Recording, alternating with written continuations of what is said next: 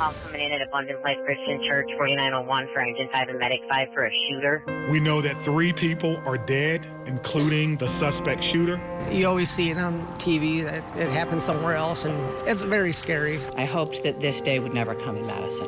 If it can happen here, it can literally happen anywhere. We have to come together as a community and figure out what happened here. Tonight, tragedy hits close to home, creating a frantic search for answers after a shooter walked into a Madison school and started firing shots. It happened just before 11 o'clock this morning at Abundant Life Christian School. Along with the suspected shooter, a teenage student and a teacher are dead.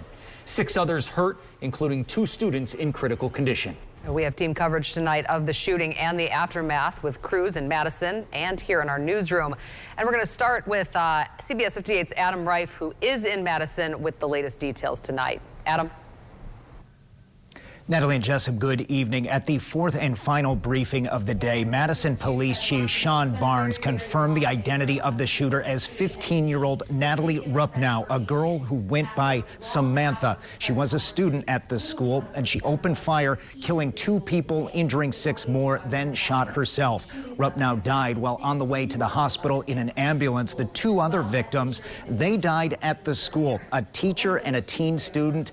Those identities have not been released at this time. And also tonight, we did learn that it was a 2nd grader who made the 911 call after the shooting. The panic started just before 11 a.m. in Madison. Got a call coming in at Abundant Life Christian Church, 4901 for Engine 5 and Medic 5 for a shooter. Just advising someone was shot. A teen student had opened fire at Abundant Life Christian School. Several people were hit. Possibly 1 deceased, maybe 6 people injured, at least 2 shot. Police got there within 3 minutes. Stop the threat, stop the killing, find the killer.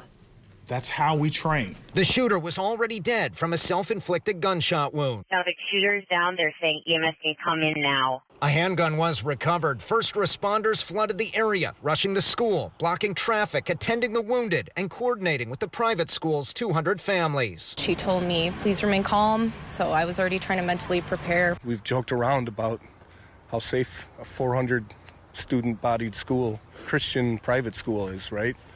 If it can happen here, it can literally happen anywhere. 420 students attend the K-12 school, which held an active shooter drill at the beginning of the school year on Monday. When they heard lockdown, and nothing else, they knew it was real. There is a secure entrance to the building, but no metal detectors and no school resource officer on staff. Barbara Weirs was teaching in her classroom. We take care of making sure the door is secure.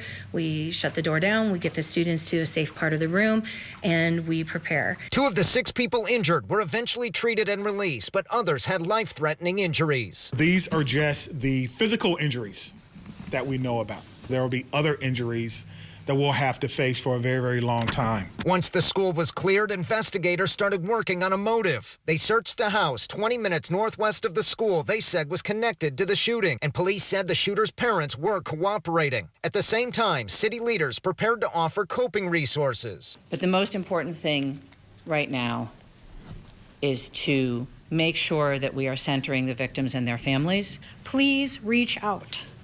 You are not alone. But students are not the only ones who will struggle to process what happened. How can I say 100% that no child will ever be harmed in school? I can't. No police chief can. The school building is now a crime scene and will remain closed throughout the investigation. And the school community is trying to keep faith. We exist to bring and to build disciples of Jesus Christ, and so we have complete faith that he will carry us through this. News 3 now. Now, the Wisconsin Department of Justice's Office of School Safety operates a Speak Up, Speak Out tip line for school safety threats. And today, after this shooting, they saw a big increase in school safety tips. They're monitoring that and increasing safety measures where needed. Now, the school will remain closed. The shooter's school remains closed tomorrow as they continue this investigation. And the next update here from the city and police will be at 1 p.m. tomorrow right here in Madison. Back to you guys.